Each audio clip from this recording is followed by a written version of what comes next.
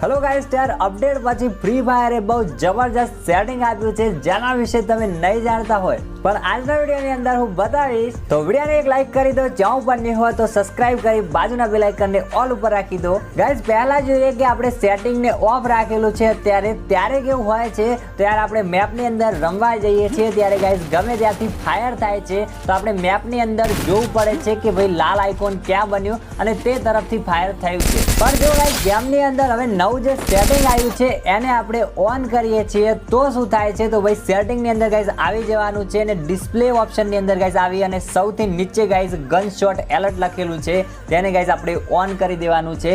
અને ઓન કર્યા પછી ગાઈસ સિમ્પલી આપણે એક મેચ સ્ટાર્ટ કરીએ છીએ અને જોઈએ કે યાર શું થાય છે. અહીંયા ગાઈસ જો તો આપણે ક્લેશ સ્ક્વોડની અંદર આવી ગયા છીએ. ફૂલ મેપની અંદર પણ ગાઈસ આ સેટિંગ લાગુ પડશે. તો અહીંયા ગાઈસ જુઓ તો 4 સામેવાળા એનિમી છે તે ફાયર કરશે, તો ગાઈસ જે દિશાની અંદર ફાયર કરશે તે દિશામાં ગાઈસ ફાયરનું આઇકોન આપણી આજુબાજુમાં બનેલું આવી જશે.